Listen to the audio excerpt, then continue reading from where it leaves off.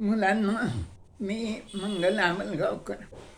मी तुम्हाला रोज छान छान गोष्टी सांगते. आज पण मी एक नवीन गोष्ट सांगणार आहे बरं का. त्या गोष्टीचं नाव आहे बिबट्या आणि मासा. काय नाव आहे? बिबट्या आणि मासा. तर ही गोष्ट ना खूप म्हणजे खूप खूप वर्षापूर्वीची आहे. जेव्हा सृष्टी निर्माण झाली त्याच्यानंतर थोडी दिवसाचीच ही गोष्ट आहे. तर आफ्रिकेमध्ये नायजेरिया नावाचं एक राज्य आहे बरं का.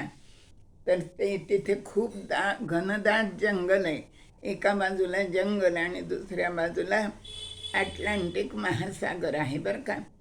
तर त्या जंगलामध्ये वन्य प्राणी खूप राहत होते.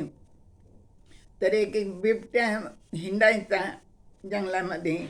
आणि त्यावेळेला एक मासा पण, मोठा मासा होता, तो पण जमिनीवर हिंडायचा बरं का.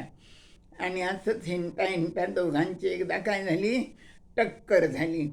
पण ते दोघंही तुल्यबळ होते ना. मासा पण खूप शक्तिशाली होता. मग त्यांनी काही भांडण नाही केलं. उलट त्यांनी समजोत्याने एकमेकांची क्षमा मागितली आणि त्यांची दोघांची काय झाली, खूप मैत्री झाली बरं का.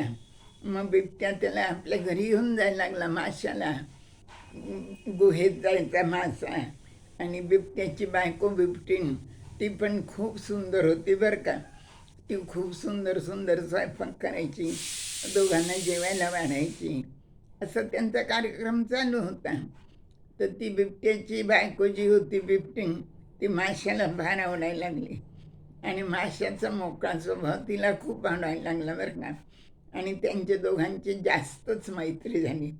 आता पुढं काय व्हायला लागलं, बिबट्या रोज दिवसा जंगलात जायचा आणि संध्याकाळीच घरी यायचा शिकार करून. आणि हा मासा रोज त्याच्या गुहेत जायचा आणि त्याच्या बायकोशी गप्पा मारत आणखीन दोघं जण एकत्र राहायचे. असं बरेच दिवस चाललं बरं का. पण शेजारीच काय होती, एक झोपडी होती आणि त्या झोपडीत एक म्हातारी राहत होती बरं का. आता शेजारीच बिबट्याची गुहा म्हणल्यावर म्हातारी घाबरूनच राहायची. पण ती आपलं झोपडीचं दार थोडंसं उघडून किलकिल्या डोळ्यांनी ती पाहायची. तर बिबट्या रोज तिला बाहेर जाताना दिसायचा आणि मासा आलेला दिसायचा. मग तिने एके दिवशी काय केलं, बिबट्याला फटीतूनच सांगितलं, अरे बिबट्या, तो मासा तू नसताना रोज दिवसभर तुझ्या घरी येतो म्हणे. आणि तू एकदा दिवसा घरी येऊन बघ म्हणे काय चालू असतं त्यांचं ते. असं सांगितल्यावर बिबट्याने ते ऐकून घेतलं. मग दुसऱ्या दिवशी बिबट्या दुपारीच घरी आला बरं का.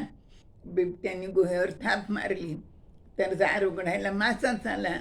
माशाला बिबट्याला पाहिल्या मासा एकदम शर्मिंदा झाला, अगदी लाजला बरं का. आणि हे झाला आणि बिबटीन तर रडायलाच लागली. आता बिबट्याला कळलं यांचं काय चाललंय ते. बिबट्याला खूप राग आला. रागानीच्या डोळे लाल लाल झाले आणि तो खरं म्हणजे त्याला मारूनच टाकणार होता. पण त्यांनी काय विचार केला की याला मारण्यापेक्षा आपण काय करू, राजाकडं जाऊन याची तक्रार करू म्हणून. तर मग त्यावेळेला तिथला राजा इयो नावाचा राजा होता. कोण राजा होता? नायजेरियाचा इयो नावाचा. मग बिबटीन आणि तो मासा सगळे गेले त्याच्याकडं. आणि बिबट्याने सगळी हकीकत त्या राजाला सांगितली. राजाने शांतपणाने ती सगळी हकीकत ऐकून घेतली, थोडा विचार केला आणि नंतर त्याचा निर्णय त्यांनी जाहीर केला.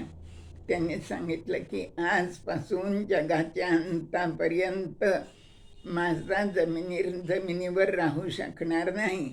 तो पाण्यातच राहील आणि जमिनीवर आला तर तो तडफडून मरून जाईल.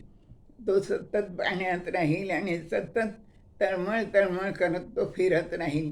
हीच त्याची शिक्षा आहे. पाण्याच्या बाहेर जमिनीवर तो कधीच राहू शकणार नाही, अशी त्याला शिक्षा सुनावली. आता मासा काही इलाजच नाही ना. राजाने शिक्षा दिली म्हटल्यानंतर मासा गुपचूपपणे त्या अटलांटिक सागरात गेला.